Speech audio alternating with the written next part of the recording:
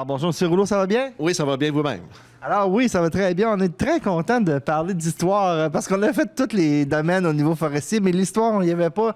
On l'avait effleuré à plusieurs endroits, mais là, on va aller vraiment dedans. C'est très passionnant. Mais j'aimerais premièrement qu'on présente votre organisme. Vous êtes basé où? Vous couvrez quel territoire, tout ça? Là? OK. Bon, la Société d'histoire de base, c'est une société à but non lucratif qui a été créée en 2007, donc ça fait 10 ans maintenant. Elle couvre l'histoire de l'ensemble du Québec, l'histoire forestière, tant forêt que l'industrie forestière. Ça a comme une double mission, peut-être une plus pour diffuser le contenu plus culturel à l'ensemble de la population et aussi plus du contenu scientifique, des choses plus spécialisées pour les spécialistes de la question. Tout ça dans le but de mettre en valeur l'histoire forestière du Québec. Donc, une mission provinciale. Et puis votre bureau, vos bureaux sont où? Sont actuellement chez FP Innovation dans le parc technologique, mais on déménage dans quelques semaines à la faculté de foresterie à l'Université Laval. Oh. Il y a un petit peu de bois là-dedans, ça va être le fun. Un petit peu de bois, puis on espère avoir beaucoup de synergie, entre autres, avec les étudiants et les professeurs qui sont là-bas. D'ailleurs, on a un livre qu'on a fait, qu'on a publié à la Société d'histoire sur l'histoire de la faculté de la recherche à l'Université Laval. Là, ça a plus que 100 ans maintenant. D'ailleurs, c'est ce que je voulais parler. Vous faites beaucoup de publications, vous faites beaucoup de choses. Dans le fond, comment vous embarquez sur une publication? Est-ce que c'est vos membres? Est-ce que c'est vraiment les auteurs qui sont avec vous autres? Comment ça fonctionne? OK. D'abord, on a un conseil d'administration qui est très impliqué. Donc, eux, ils vont amener beaucoup de sujets sur la question. Et on a beaucoup de bénévoles qui vont nous amener des sujets qui sont intéressés par une partie de l'histoire forestière. Comme là, on va regarder quelque chose que M. Gilbert a fait sur les pâtes et papiers. Donc, on va prendre une partie qui est Port-Neuf, mais c'est des idées comme ça. Et en plus, on publie 2 fois par année une revue qui s'appelle l'Histoire forestière. Et souvent, on a la plupart du temps des sujets bien déterminés. On vient de lancer la semaine dernière avec le ministre Blanchette, le ministre des Forêts, les 50 ans de la recherche forestière au ministère. Qui est une belle revue de 136 pages qui fait le tour de tout ce qui s'est fait depuis 50 ans dans cette direction-là. Alors, c'est tous des maniaques d'histoire puis de la forêt en même temps. Voilà, on allie les deux. Donc, on a des historiens, des forestiers qui sont avec nous. Moi, je suis économiste, mais qui travaille beaucoup dans le domaine forestier. On a vraiment multidisciplinaire, mais avec des intérêts majeurs pour l'histoire et la forêt. Hey, aujourd'hui, on ne vous parlera pas de la société pendant une demi-heure, inquiétez-vous pas. Au contraire, on va plutôt s'attarder à l'histoire des moulins à papier parce qu'on voulait comme avoir une espèce de thématique et vous nous avez suggéré ça. On était tellement contents parce qu'effectivement, ça a été la racine, la colonne vertébrale de beaucoup de municipalités plus rurales, même dans le coin de Port-Neuf. Effectivement, il y a eu plusieurs usines qui ont été construites dans le comté de Port-Neuf. On en dénombre 13, on va les regarder plus en détail tout à l'heure. Mais effectivement, puis il y a 6 municipalités qui ont été vraiment influencées par la mise en place de ces usines-là. Puis on parle d'usines de grand gabarit, on ne s'attarde pas aux petits moulins parce qu'effectivement, il y en a eu beaucoup. Dans les premiers temps, là, les gens pouvaient avoir ça dans leur cours. Oui, faut distinguer 2 sortes de moulins. Le moulin, c'est général. Il faut même avoir des moulins à farine ou d'autres genres de moulins, mais il y a eu beaucoup de moulins assis au départ. Ça, c'était comme vous dites, dans les cours peut-être de certaines personnes. C'était des moulins de service pour scier le bois pour les colons, par exemple, qui défrichaient. Mais quand on parle de moulins à papier, là, ça a plus commencé au 19e siècle, au début du 19e siècle. Et c'était un peu plus important qu'un moulin à scie. Mais les premiers, c'était vraiment de petite taille aussi. Il y avait beaucoup de papier fait à la main à cette époque-là. On va voir tout à l'heure certains exemples à ce sujet. Alors, je vois votre question sur le papier, puis je la trouve très bonne. Pourquoi des moulins? Parce que c'est sûr que je pense qu'on a parlé un petit peu tantôt hors d'onde, c'est vraiment à cause des rivières. On a des rivières assez tumultueuses, des grandes rivières, beaucoup de courants. Oui. Bien, pour faire du papier, surtout au début du 19e siècle, on n'utilisait pas très rarement le bois pour faire le papier. Les technologies n'étaient pas encore à ce niveau-là. On utilisait surtout le chiffon, mais ce que ça prenait, c'est de l'eau. Okay. De l'eau pour 2 choses essentiellement. D'abord, comme force hydraulique, pour faire tourner les machines, faire tourner le moulin. Hein, on parle d'un moulin, c'est parce que ça tourne. Ah oui. Et avec la force hydraulique qui était là, donc ça prend des rivières. Et dans un procédé papetier, ça prend toujours beaucoup d'eau douce. Puis de l'eau douce, on trouve ça dans les rivières. Puis Port-Neuf, mais il y avait 3 belles rivières qui avaient la taille à peu près idéale à l'époque pour les utiliser. C'était pas trop grosse. Ça aurait été difficile avec les technologies de l'époque. Puis, il n'était pas trop petit. Une rivière qui l'été, il n'y a plus d'eau, bien là, c'est pas avantageux. Donc, il y avait juste la bonne taille là, pour la bonne grosseur ou le bon débit pour l'époque, pour avoir les premiers moulins à papier. Ouais, puis là, on va s'attarder à 13 moulins. Donc, ben, on connaît celui de Saint-Raymond, Saint-Léonard, on pourrait dire. Il y a celui de Donnacona, il y en a à Pont-Rouge. Il y en avait un petit peu partout, là. Oui, bien, comme je disais tout à l'heure, il y avait 6 municipalités, là, Pont-Rouge, Donnacona, Saint-Raymond, mais c'est Saint-Léonard, là, à côté, à Port-Neuf. Port-Neuf Station, on a mis ça ensemble. Sainte-Christine, puis ça fait à peu près le tour là, des municipalités. On les verra plus en détail là, aussi. Okay. Justement, quand on parle des nombreuses municipalités et tout ça, il fallait que la municipalité se crée, qu'il y ait une espèce de mouvement. Puis là, après ça, il y a des industriels qui venaient. Comment ça fonctionnait? Est-ce que c'était des compagnies? Ah, c'est une question intéressante. Effectivement, ça prenait une connaissance pour faire du papier. On appelle ça des papetiers. Okay. Puis cette connaissance-là n'existait pas au Québec ou dans le Bas-Canada ou au Québec à l'époque. Okay. Parce que, pour toutes sortes de raisons. D'abord, sous le régime français, on ne fabriquait pas de papier ici. C'était fait avec du chiffon, mais ça venait d'Europe, ça venait de la mère patrie. Puis dans les premiers temps du régime anglais, il n'y avait pas non plus de papier. Donc ça a commencé au début du 19e siècle. Puis c'est des gens venus d'Angleterre, d'Écosse, d'Irlande, qui étaient des papetiers, qui avaient cette technologie-là, qui sont arrivés ici, souvent par le port de Québec, puis qui se sont établis dans Port-Neuf. Puis on va voir tout à l'heure des noms là, qui sont anglophones, mais c'est souvent ces papetiers-là qui ont été les premiers à avoir le potentiel, puis à avoir la technologie pour le faire. Il faut le mentionner, à Saint-Raymond, il y a beaucoup de familles de souche, soit irlandaises ou anglaises. Puis on a un quartier des Anglais à Donnacona, donc ça doit être à cause de ça. Exactement, puis c'est un des aspects qu'on amène là, en termes de toponymie. Là. Le quartier des Anglais, justement, c'est un des éléments qui restent des usines des moulins à papier. Là, je suis en train de sortir de votre plan, fait qu'on va, on va revenir au plan. Est-ce que... Peut-être une chose, on dit que c'était pas fait avec du bois, d'abord, au début, c'était fait plus avec des chiffons. Puis un avantage de Port-Neuf qu'il y avait aussi, c'est que la proximité de la Ville de Québec. Okay. À cette époque-là, la Ville de Québec était très industrialisée, donc il y avait des chiffons disponibles à cet endroit-là. Puis c'était également un bon débouché pour la production. Donc, une proximité de la Ville de Québec qui a aidé, là, avec les rivières, proximité de Québec, des gens qui sont venus d'un peu partout d'Europe, surtout de la Grande-Bretagne, qui avaient les connaissances techniques. On avait tout ce qu'il fallait pour implanter les premiers moulins à papier. C'était quand même pas évident à faire aménager le bois. J'imagine que c'était par la drave, c'était parce que les chemins n'étaient pas vraiment très le fun. Hein? Quand on est arrivé dans notre deuxième partie, là, quand le bois à la fin du 19e siècle est rentré, il y a eu beaucoup de drave, surtout sur la Jacques-Cartier. Les autres rivières, on est moins sûr s'il y en a eu beaucoup. C'était aussi, dans Port-Neuf, c'est du bois des colons, les forêts privées qu'on appelle maintenant. Donc, c'était eux qui approvisionnaient les usines, particulièrement lorsqu'on avait besoin de bois. Mais la drave sur la Jacques-Cartier était très importante, puis l'usine de Donnacona, là, qui a fermé en 2008, était une de celles qui utilisait le plus ce bois-là. Là. Donc, ça a été très important aussi. Mais ça, c'est à partir fin des années 1800 jusqu'aux années 2000. Okay. Justement. Excusez, la drave a fini plus dans les années 80, puis c'était la Jacques-Cartier probablement avant. Oui, parce que là, j'imagine qu'il fallait nettoyer nos rivières après ça. Oui, c'est ça. Puis là, on y a été plus avec le transport routier. Là. Mais ça a changé, mais ça a été très déterminant, la drave. Ouais, Alors, allons-y avec nos Trois-Rivières. Vous avez les Trois-Rivières avec le nombre de moulins. Oui, c'est ça. Sur la Jacques-Cartier, il y a eu 5 moulins. La même chose dans Port-Neuf. Puis la Sainte-Anne, 3 moulins qu'on va voir. Puis peut-être avec le graphique là, que vous allez voir à l'écran, j'imagine. On a 3 grandes périodes. Donc, ça a commencé en 1810.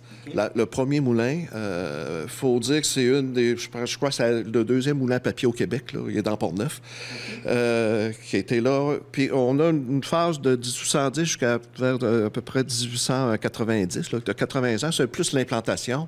On utilise du chiffon, on utilise l'eau des rivières, effectivement. Et c'est des usines de petite taille. Là, on va voir tantôt un exemple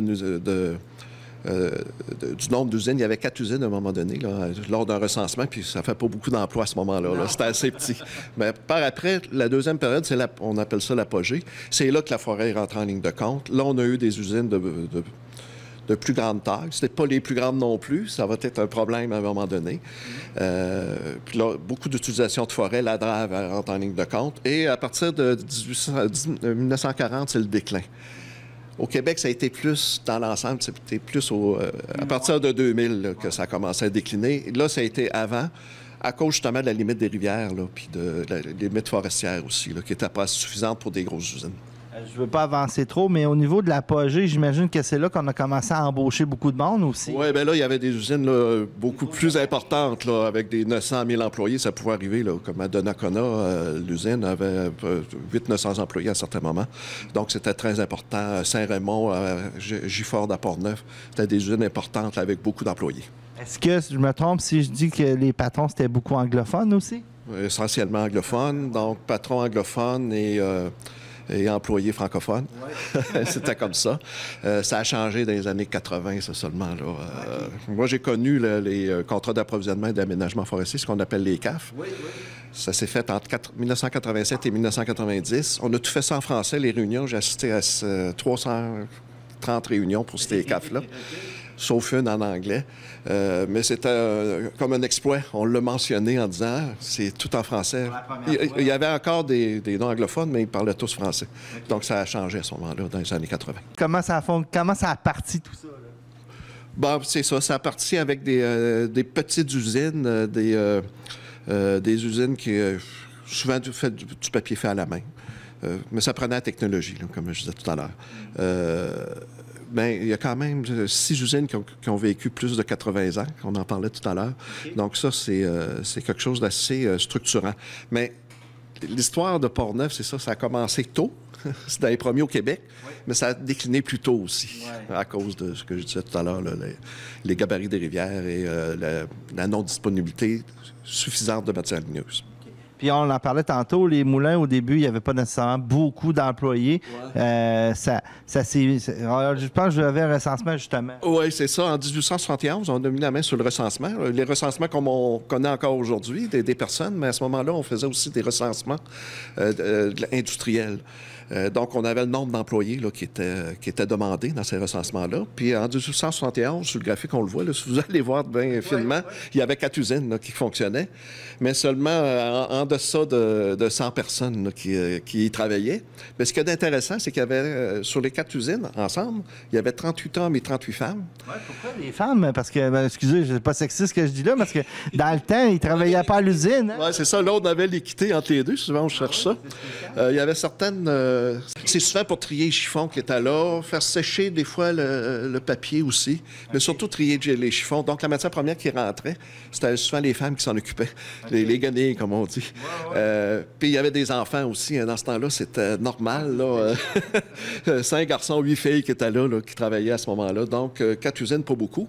Puis après, comme je vous disais, une usine comme Donnacona, là, ça frôlait le 1000 employés. Là. On parle vraiment d'un autre genre d'usine, mais ça fabrique toujours du papier pareil. On a déjà fait un reportage justement sur l'usine de Donnacona parce qu'ils ont fait une espèce de documentaire et puis ils disaient la ville était l'usine, dans le fond. Bien, Donnacona, un bon exemple. On en parle, oui. Donnacona, c'est une ville d'usine qu'on appelle. Là. Donc, une ville qui s'est établie autour de l'usine. Puis ça, au Québec, il y en a plusieurs, mais dans Port-Neuf, c'est la seule qui est comme ça. Mais c'est un bon exemple de l'importance que ça pouvait avoir à ce moment-là. Alors, la Port-Neuf, ça, on connaît Ford. Hein? Ford, ça fait longtemps que c'est là aussi. Hein? Mais Ford, ils ont eu jusqu'à 5 usines à un moment donné. Oui. Puis dans un temps où il y en avait 8 ou 9 dans la région. Donc, il y avait plus de la moitié des usines de la région de Port-Neuf. Pour ceux qui ne le savent pas, bien, Henry Ford, tous ces gens-là, c'est de cette famille-là. Là. Exactement, oui. Puis la famille est encore très présente là, dans Port-Neuf. Puis c'est une famille qui a marqué beaucoup l'histoire de Port-Neuf, je pense. La première, McDonald and Logan's Mills, en 1837. C'est l'usine qui fonctionne encore, la deuxième. Oui. Donc, c'est Gifford qui était là longtemps. Ça a fait presque toutes les sortes de papiers qu'on peut imaginer dans le temps. 1837 à 2017, là, ça fait beaucoup d'années. Mais c'est le site. Hein. Les usines ont changé. On a fait toutes sortes de produits. Et aujourd'hui, ça fait du... ça fait du papier hygiénique, papier de toilette, papier, les essuie-mains. C'est encore dans le papier. Puis essentiellement, on utilise du recyclé maintenant pour faire ça. Okay. Rarement de la matière ligneuse pure là, ou vierge. Là. Parfait. On fait de la pâte mécanique, etc. Ils sont approvisionnés de chiffon, de boiron aussi, mais maintenant, comme je dis, ils ont tout essayé. Ils ont tout fait, ce site-là. On pourrait faire l'histoire presque du papier au Québec avec cette usine-là. On exagère un petit peu. Une autre usine là, qui a été établie en 1871, c'est John Webb Paper Mill. On le connaît aussi beaucoup au nom de Bishop, puis à la fin, c'est Domtar qui l'avait racheté. C'était du papier feutre, j'en ai parlé tout à l'heure, pour la même chose. Domtar aussi faisait beaucoup de le bardeau d'asphalte dans d'autres usines. Donc, il était intéressé par cette usine-là, mais en 1967, ça l'a fermé. Ça l'a utilisé du bois aussi là, comme matière première. Est-ce que je me trompe si je dis que le papier feutre, ça a été comme une espèce de mode? Oui, bien, il y en a eu beaucoup dans cette région-là, mais c'était utilisé beaucoup. Hein. Puis ça l'est encore dans le fond parce que le bardeau d'asphalte est encore là, puis on a encore souvent. Ça remplaçait le bardeau de cèdre, c'est ça qu'on utilisait aussi. Là. Lui était important au début de la colonie, puis ça, c'est quelque chose qui a complètement changé, révolutionné. On fait encore beaucoup de bardeaux de cèdre, mais c'est beaucoup exporté dans la Nouvelle-Angleterre maintenant. OK. Parfait. On continue? Oui. On s'en va. Ah, il y en a d'autres à Port-Neuf aussi. À Port-Neuf, il y en a 4. Hein? C'est la place qu'il y en a le plus. Wandle Mill, en 1845. Du carton papier d'emballage. On utilisait du recyclage des chiffons. Hein, avant que 1880, c'est surtout ça. Dans le temps, on a utilisé du boiron aussi. Là, on a eu un recyclage du bâtiment. Ça a fermé en 1927. Okay. Ça a été le club de golf club de curling de golf. Club de curling de Port-Neuf de 1954 à 1995 qui a été dans ce local-là. Oui, je pense qu'il est déménagé à Donnacona. Ça se peut, oui. OK. Peut-être. Vous faites bien, parce que ça, je ne sais pas. Une autre usine en 1886, la Port-Neuf Paper Company, toujours à Port-Neuf. Les équipements ont été transférés à un moment donné à Pont-Rouge, pour toutes sortes de raisons. On y faisait encore du papier feuille, toi, tu sais. C'est quelque chose qui était assez courant, là. Pour la région de Port-Neuf, ça marque un petit peu. Détruit par une inondation, c'est assez spécial. Une crue des eaux, puis tout est parti. Du chiffon, du bois, du recyclé qui a été utilisé là, dans cette usine-là, mais qui était un peu plus éphémère que les autres. Là. Okay. Là, j'imagine qu'on en a une autre à Port-Neuf, c'est ça, j'allais dire? Vous m'avez dit 5? Il y en a 5. Il y en avait 4 à Port-Neuf même, l'autre à Saint-Basile. Ça s'appelait de Saint-Basile Paper Company en 1890. C'est des papiers d'emballage aussi pour rouleaux de papier journaux. Hein? Il y avait des usines de papier journal, mais ça prend ça pour quelqu'un d'autre qui fait le papier pour emballer tout ça. Ça n'était une usine qui a fait ça. Il y en a eu plusieurs au Québec. Ça prenait beaucoup de recyclés, du boiron. C'est une usine qui a été incendiée, ça. OK. Puis ça, est-ce que vous avez un petit peu ce que c'était? Est-ce que c'était dans le coin du moulin ou des choses du genre? Non? On n'a pas l'emplacement, c'est pas grave. C'est pas grave. Je peux-tu parler? Oui, allez-y. En fait, tu parles à des personnes qui restent à Saint-Basile. Saint-Basile station, ils savent c'est où. C'était plus près de la voie ferrée. Mais exactement, je ne suis pas capable de te dire. OK. On en parlera. Donc, c'est ça. Allons-y avec la Jacques-Cartier. Il y avait... Ouais. Ça, on connaît peut-être moins les moulins qu'il y avait là-dessus. Hein? Oui, bien, essentiellement, il y en a eu 3. Okay. 2 à Pont... Pardon, il y en a eu 5. 2 à Pont-Rouge, puis 3 à Donnacona. Okay. Celle de Pont-Rouge, bon, la première, c'est le moulin Louis-A. Dupont, qui s'appelait au départ. C'était en 1883. Okay. Donc, on commençait là, à utiliser le bois. Dans ce cas-ci, c'est de la pâte, on appelle ça la pâte mécanique commerciale. Essentiellement, c'était des meules, des grosses meules en pierre qui broyaient le bois pour faire de la fibre, pour faire la pâte de bois. Okay. Dans ces années-là, il y en a eu beaucoup au Québec. Il y en a eu dans Port-Neuf aussi, au même moment. Donc, c'est une nouvelle technologie qui arrivait puis qui demandait cette force-là hydraulique pour tourner les meules et de l'eau pour défaire le bois. Donc, on était toujours sur la même chose. Ça a cessé ses activités en 1916. Donc, pas très long, cette usine-là, mais comme beaucoup d'usines de pâte mécanique comme ça au Québec. Il y en a eu plusieurs.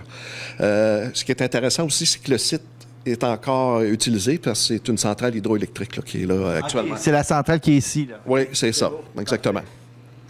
Et on a l'autre, la Montreal Paper Company, hein, qui s'est établie en 1905. Donc, encore là, vraiment avec la forêt là, comme approvisionnement. On y faisait du papier feutre. Du papier feutre, c'est le papier qui sert au papier goudronné après ou au bardeau d'asphalte. OK? Donc, c'est cet effet-là. Et on fait aussi, actuellement, l'usine est encore en exploitation, c'est une des deux qui reste, fait des panneaux isolants et acoustiques. Oui, qu'on appelait MCO, puis qui maintenant s'appelle BP Canada. Là. Mais c'est la même usine à Pont-Rouge. Ça a utilisé du recyclage, hein, des vieux papiers, on utilise ça depuis longtemps pour faire du papier. On le réutilise, c'est pas une affaire du 20e siècle ou du 21e siècle. Au 19e siècle, on le faisait aussi. Mais on était au début du 20e ici. On a utilisé du bois rond aussi. Puis actuellement, c'est simplement des sous-produits de sciage, surtout, qu'on va utiliser dans cette usine-là. C'est très intéressant de voir que les deux sont encore là. Hein? Sur une forme plus récente. Oui, c'est ça. Les deux sites sont encore utilisés d'une façon un peu plus industrielle, si on veut, là, avec l'hydroélectricité puis les panneaux acoustiques là, qui sont encore. Normalement, c'est pas le cas. Hein? Oui, c'est ça. C'est ça. Oui, pour la Jacques-Cartier, mais à l'embouchure, on a Donnacona. La première, c'est la première dans la région, ça, de Port-Neuf, c'est la Jacques-Cartier Mill en 1810 qui s'est établie. Donc, c'est la première au Québec, c'est 1805. Donc, on est très près. Très jeune, très bien, très jeune. On y faisait du papier d'emballage fabriqué à la main. C'était essentiellement avec des chiffons, surtout. En 1852, par contre, on a installé une machine à papier. Là, on devenait un peu plus industriel. Là. On peut faire du carton puis encore des papiers d'emballage. Du chiffon, de la paille aussi. Mais il y a eu un incendie en 1857, puis là, ça a fait que ça a terminé cette usine-là. Okay, ça n'est plus là du tout. Là. Non, ça, il n'y a pas de vestige de cette usine-là. Là, c'est complètement disparu. C'est beau. Et, oui, là, les gens le connaissent plus, mais ça a été Domtar longtemps, ça a été Produits forestiers Alliance. À la fin, quand ça a fermé, c'était Abitibi-Bowater. Ça a été établi en 1914, donc au début de la Première Guerre mondiale. C'était vraiment une usine de gabarit assez imposante, là, pour faire du papier journal surtout, des spécialités qu'on appelle, hein, comme des encarts publicitaires, des choses comme ça. C'est des techniques, des spécialités, spécificités de papier un peu différentes. Le drave, le bois rond qui était là, donc vraiment axé sur la forêt. Par contre, il manquait de bois pour la taille de l'usine, donc on en faisait venir de la Côte-Nord par barge. C'est pas importé parce que c'était encore au Québec, mais ça venait de quand même assez loin. Oui. À mesure que ça... on faisait vraiment du papier de façon classique, papier journal. Une partie pâte chimique, à partir de copeaux, avec des produits chimiques, on défait ça en fibre. Et une partie pâte de meule, comme on a parlé tantôt, les grosses meules. On mélange les deux, puis on faisait du papier journal, puis des papiers d'impression. Mais tranquillement, on a migré vers les nouvelles technologies qui sont des raffineurs. Puis les raffineurs, c'est des disques là, qui prennent des copeaux, puis on fait de la pâte mécanique, il n'y a pas de produits chimiques dans ça. Donc, plus écologique. Puis à la fin, à 100 c'est une des premières usines d'ailleurs qui était à 100 de papier journal fait à 100 de pâte mécanique. Okay. Bon, fait qu'on va... Nous autres, on a déjà fait une émission dessus, là, on va aller plus loin. J'ai hâte d'avoir la troisième. C'est intrigué. Elle était adjacente à la précédente. Okay. C'était Domtar Construction Materials qu'on appelait, c'était en 1930. Okay. Essentiellement, on faisait du panneau isolant et acoustique, un peu comme l'usine de Pont-Rouge, AMCO, qu'on a appelé tout à l'heure. Puis on utilisait surtout des sous-produits du siège, puis des rejets aussi de l'usine de papier à côté. Ça a fermé en 1991 là, pour des raisons économiques. Là, donc, mais c'était vraiment adjacent à l'autre usine.